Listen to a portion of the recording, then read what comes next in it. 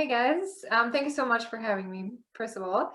And yeah, I'm Jenny. I am originally from Germany, born and raised there. I went to the US when I was 19. I studied there and I worked there.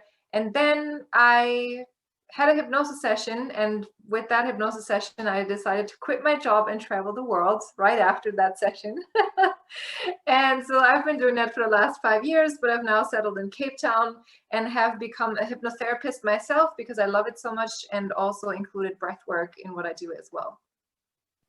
Perfect. So, what is hypnotherapy for those who don't know? So I want to kind of make the distinction between stage hypnosis and hypnotherapy because it's actually a big one. But sadly, people think of hypnosis only when of stage hypnosis, right? Or you think of the movie Get Out, where she has like a spoon and her teacup and whatnot. So it's not that. Well, that's one of my favorite movies, by the way, but It is great. I just don't. Yeah, the thing is that hypnosis and hypnotherapy, they have the same word. They're under the same umbrella, the same word. But what I do, hypnotherapy, is basically relaxing people's body and minds, and then find the root cause of their problems pretty much right away and a lot sooner than in usual talk therapy, because you get to access the subconscious mind, which we don't do as adults as often anymore as when we were kids, because we don't relax anymore. We are just bombarded by external sources, by media, by whatever it is that is outside, right? And that's what we're also looking for solutions for most of the time, instead of going within, instead of slowing down, instead of looking at ourselves. And with hypnotherapy, you can actually do that. And it is also very helpful when it comes to manifesting, and when it comes to really being clear on what it is that you want. Because once you slow down, once you calm down, once you close your eyes, you're just like in a different space. And it is much different than talk therapy. So hypnosis does that. It relaxes you, and then you can go into therapy with that. I remember there's times, and I still do this once in a while, but definitely a few years ago, where I would close my eyes and I would have like some of the most interesting conversations with myself.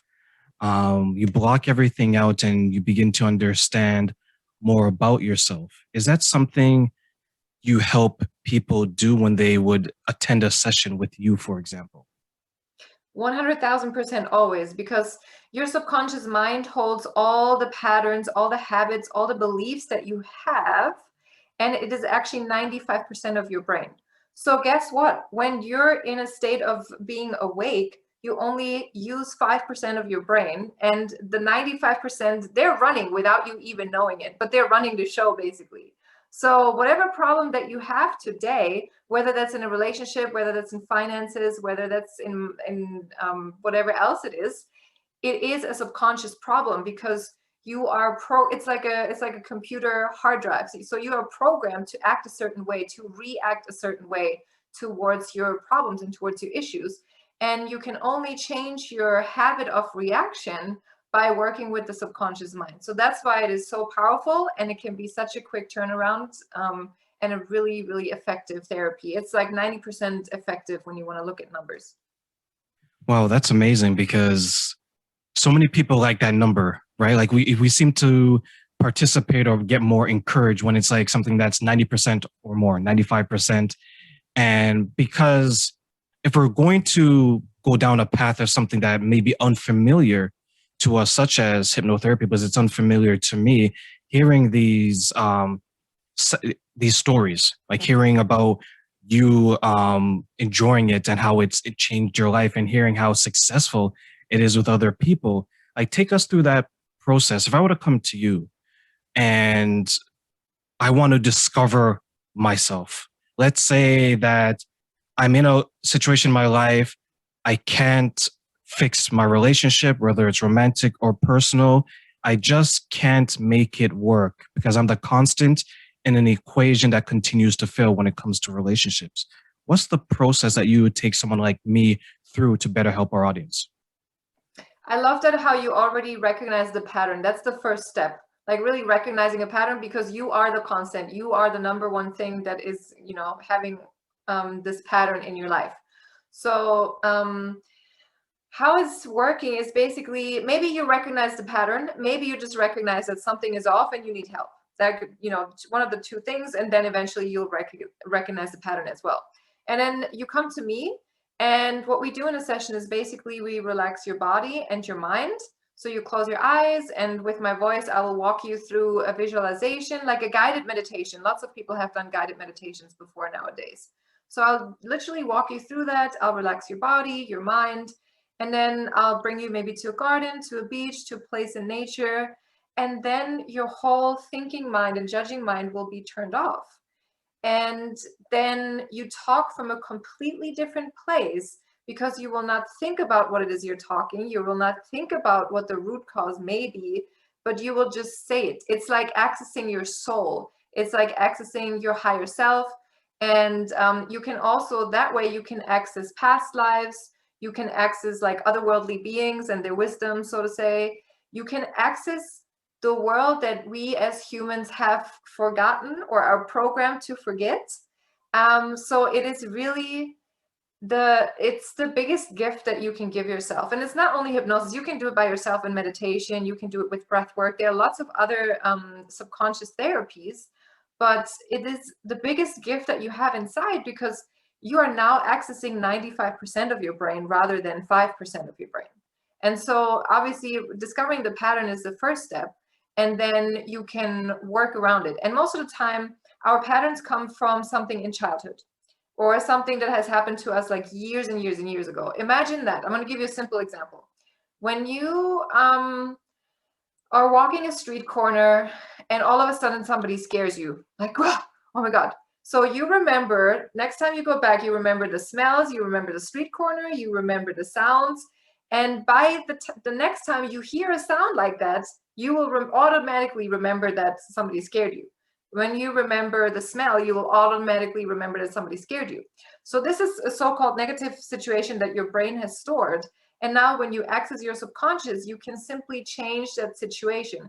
And now I'm talking about situations with real life trauma, like, parents treating you badly, like physically, mentally, whatever it is, rape, whatever it is that you want to call trauma, you will access that. And then you can rewire that situation into a positive one, because your brain cannot make the distinction between reality and imagination.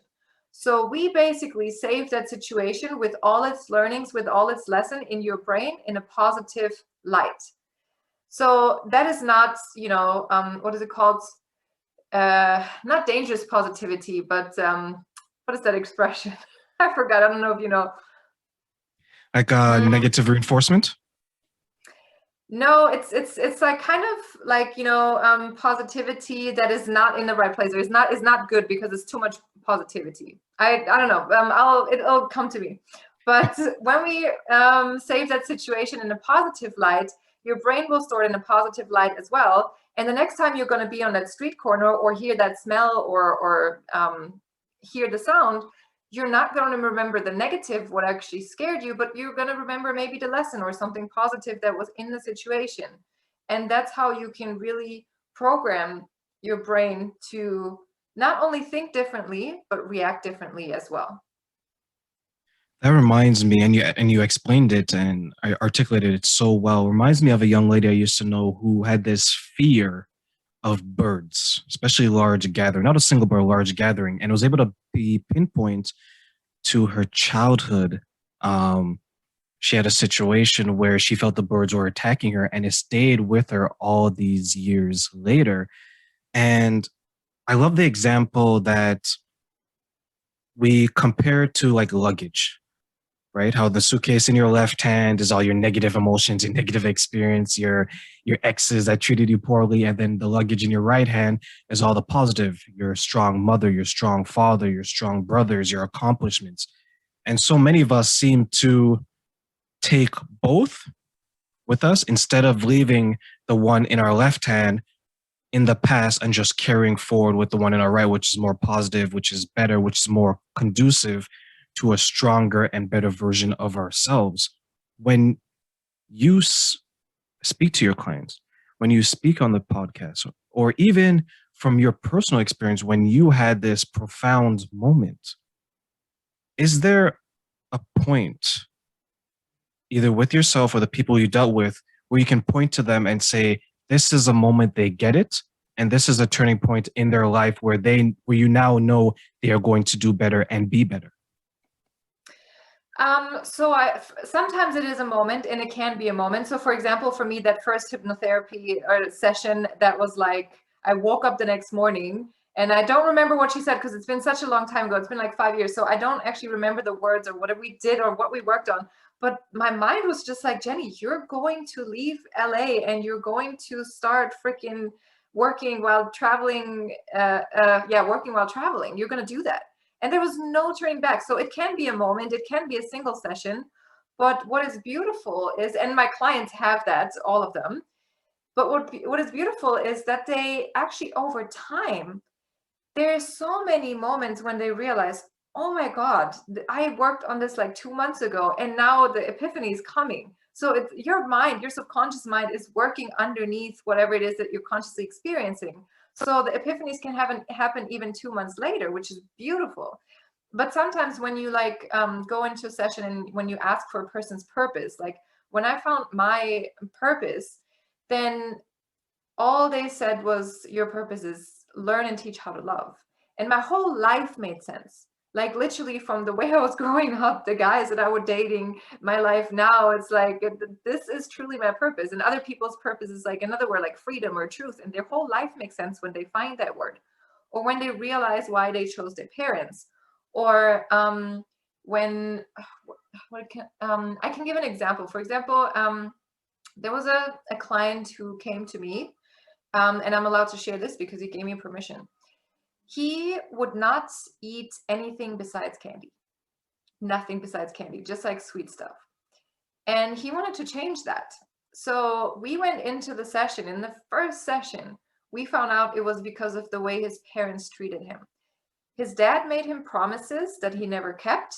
So the little boy, he also wanted to, when he was saying, yeah, I'll eat that other thing other than candy, then he made a promise that he never kept because he didn't eat it. He just ate candy instead.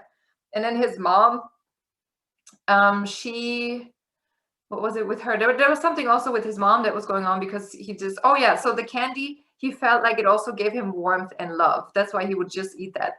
And he is now a freaking 35-year-old or something who has eaten candy all his life pretty much. And so after finding that out in the first session, his life completely transformed. And now every week he's making it a point to try 5 new foods, 5 different foods. And it is beautiful to see. Or another girl that had issues with procrastination, comes out that for her, procrastination meant not receiving love or something, because when she was a child, her father would he would play a game with her or whatever, and so she would have the love actually, and not doing that thing would give her the love. But when she did the thing, actually, like right away, she would not have the love. So it's not that procrastination didn't mean not having love, but it meant having love from her father. So it always goes back to childhood. Like I would say, like 95% it goes back to childhood. So it can be a moment, but then again, like I said, it can also take its time. And I'm asking my clients all the time, what does success mean for you when they start with me and when they end with me? And so when they start with me, it's like, a paragraph, it's really long. And then when they end with me, it's just like, basically, I want to be happy, or it means happiness, or it means just, living my soul's purpose. And it's such a short, precise thing that they now know, okay, this is success for me. And it's beautiful. Has anyone asked you what success means to you? If so, what is it? For me, also success is just being joyful, doing what I love, being surrounded by the people I love, being happy and surrounded by love in everything that I do. Does it manifest, like manifesting these behaviors, right? I know that when we spoke, we talked about manifesting that in a way that can make you happy in a relationship setting.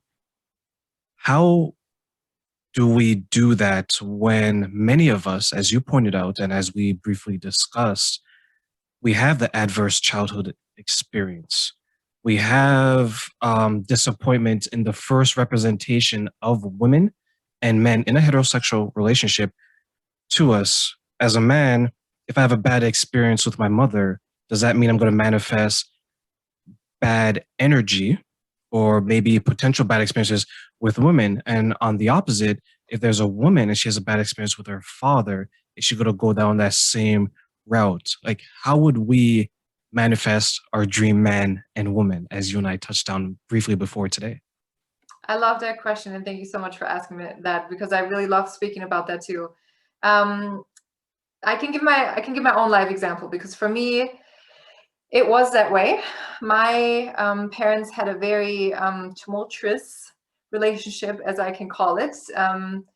Been mentally and physically abused and all of that. So it's been rough and it's been chaos and drama all the time. And that was my comfort zone as a child. And because as a child, your subconscious mind is wide open like a sponge. And so we take on everything that our parents say, our teachers, or friends, or whatever. So my comfort zone was drama and fighting and terrible relationships, basically. So for the first 5 years of me being in relationships, I manifested that into my life. I manifested liars, cheaters, people who went to jail, like the whole shebang, alcoholics, you name it, like the worst people. I manifested that into my life. And also in a hypnosis, I asked, like my hypnotherapist asked me, okay, so why that pattern? And I said, because I didn't know any better. I didn't know anything else. That was my comfort zone. My brain didn't want to go to the guy that was going to treat me nicely and well and treat me as his queen. And when I realized that, after that, I never dated a guy again that cheated on me and was a liar or went to jail or alcoholic or whatever. Never again after that. So my biggest thing is to heal your childhood, like do inner child work, meditate, do anything that touches your subconscious, because when you reframe these, and I know people who have been like my clients, I know people who have been like, who have come from, rape by their family or like the worst circumstances that but that still manifested a good and healthy relationship because they have worked through their past. So it is possible for all of us if we heal our past and if we are aware that the drama that we attract in relationships, in bad relationships, so to say, or in toxic relationships, is only our comfort zone and what we used to. And yes, I know it takes a whole lot of balls to get out of your comfort zone and to go into this, this good relationship where they actually treat you well and where they don't want just your money or whatever it is, whatever you struggle with. It does take balls and it does take time, of course, but if you want that, and if you know that this is out there for you, and if you don't say, oh, all men are shit or all women are shit, then if you believe truly that your queen or your king is out there, they are, and they will come to you. Like I made a list, 2 pages long. My king is all of this. The whole 2 pages, except for one thing, which he may become. And then there's also a list I made. There's also a list I made with how I want to feel in the relationship. I feel all of it. Like it is so possible. But first thing is that you definitely heal your childhood and everything that happened and understand why that happened and that it was your comfort zone and it's okay. And then you can move on. It's like manifesting royalty to find royalty, right? Like if you're looking for a king, you would have to be a queen, because if we're going to use that metaphor, that analogy, and go back to all those years ago when you had the king, queen, and so on, kings don't marry the peasants, the serfs, right? Usually, and queens aren't with those type of people. So if you're going to look for someone with a crown, you have to make sure that your crown is shining brightly and adjusted. And as you can see, I can go on and on with the metaphor for kings and queens, by the way, but it's good that you found someone that treated you the way that you want to be treated. Because I've talked to a few people in regards to relationships, and it's one thing to say a man has to be this, this, this, this, this, or a woman has to be this, this, this, this, this. And it's something totally different to say Terrain, as the person, is looking for someone that makes me feel this way. Jennifer, as the person, is looking for a person that makes her feel this way. So for those listening, yeah, she may have her 2 pages and you can see that she had the beautiful smile, the energy when she was talking about this person that fulfills that. But I want everyone to take a step back, and it's not that it's it's more of like a qualifier on how you want to be treated. And I think everyone wants to be treated well outside of the superficial things, meaning that I want Jennifer to make $1 million a year or Train has to make $2 million a year to date me. It's more so, here's my list of the things that you make me feel. Do you encourage people when they're looking for their dream partner to write down some of the things that they want that's going to make them feel a certain way? For example, I want someone that has a good personality because when I'm with them, they're going to make me enjoy their company. And this is the end result. Is this something similar to that, or is this something different? Yes, absolutely. So one thing you write down is all the characteristics, like you said, the outside and the inside characteristics, but then how you want to feel in that relationship. So I wrote down, I want to feel at home, I want to feel loved, I want to feel cared for, and so on and so forth. And it also took my friends to tell me, hey, Jenny, right now you're dating kings in the making, not kings that are already kings. And of course, I have to treat myself as a queen. I have to already love myself, care for myself, feel at home with myself. And when I met him, I was like, I'm so happy by myself right now. Like, it's crazy. And it was beautiful. I'm not saying you have to be perfect, but you have to be happy with yourself. So you can meet a person who's also happy by themselves and who loves themselves just as much. Was there ever a time in your, and I'm going to go back with you a little bit, was there ever a time in your previous relationships that when you entered them, you were not complete and you were hoping that they could complete something that may be missing? No, I would not say that was ever the case with me. Not in that way, but in a way where I wanted to fix them, save them, whatever that was at the very beginning. Then another time it was me wanting to, just me wanting them, not to complete me, but for me to be in I guess, like, yeah, maybe it was a little bit of completing me. Like in a relationship, I wanted that fairy tale. I wanted to meet that king. Um, yeah. Because I think sometimes I may be guilty of this, I'm sure many people are. Sometimes we look for all the right things in all the wrong places. That's why I was asking you that question. Yes, 100%. We do. And that's another thing. Like if you want somebody in the future who's going to be, a homebody, then you probably won't find them at the bar. But who knows? Maybe they're gonna make an exception just like you are. Who knows? That one But time they've gone outside of their house, you happen to meet them. exactly. Or like a great place is also like seminars or things like that when they happen again. Then that's where you can find like very good people, or you can find them online. Like, never exclude that, because it sure happened for me. Like, so yeah. And I love that you mentioned some of the places where you can find quality people, because it seems like there's two categories, right? There's the locations that are exciting, they're fun, the bars, the clubs, very social. And then there's the other ones where it's like the museum, art show, seminars. Have you come across people that have a hard time making that leap from the very social settings to something that's more wholesome, because the people there are looking for what they're looking for? It may not be at the club, at the bar, with the music blasting, without drinks, with the alcohol. Do you find that it's tough for people to transition out of a lifestyle that is not benefiting them into something that will benefit them more when it comes to finding their dream man or woman? Yeah, and also I cannot exclude completely bars and clubs, because I know one couple that I still know that have met there and they're still happy. So I can't really exclude that. What I want to say is, more rather than the place, it is more the signs and the red flags that you see or feel in that person. It doesn't matter where you meet them. So that's, I guess that's more important. And yes, you know, it is more likely to find somebody that suits you, where you also hang out and where you enjoy hanging out, and where you think they're going to be more quality people, which is like a seminar or something like that. But it can also not work. But what really works is looking at their behavior and how they make you feel, and are there red flags, and really, really listen to your intuition in all of these cases. And Why do don't you deny your think? red flags. Oh yes, everyone, please, please.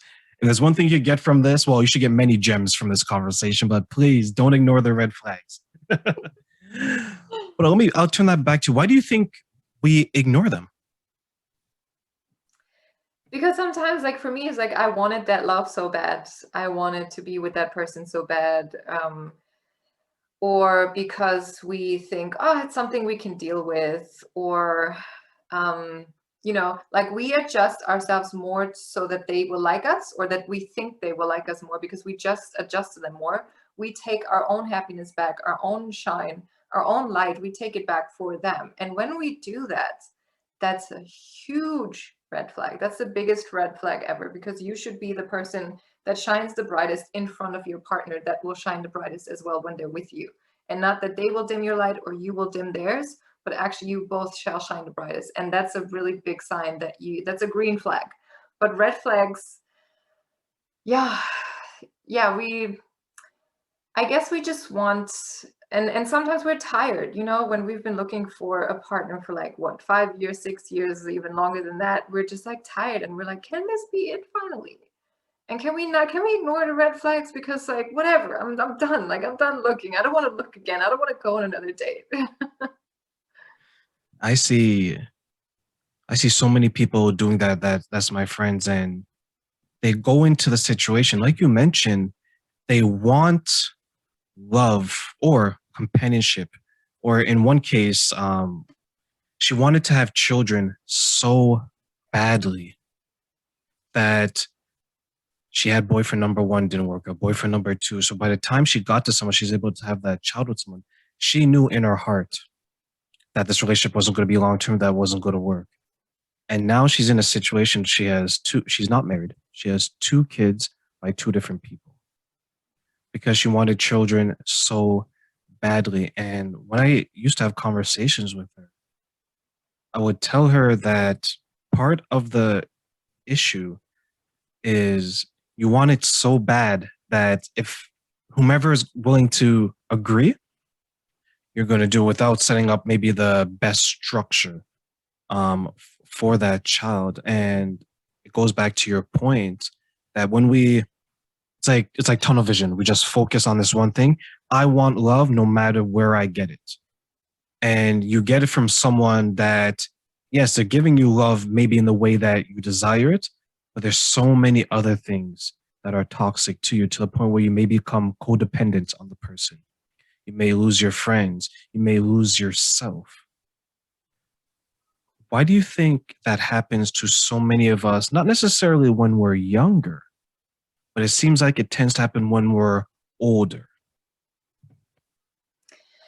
So first, I quickly want to say that your friend, she got what she manifested. She got the kids, right? That's what she manifested. She didn't manifest the love and the happy relationship.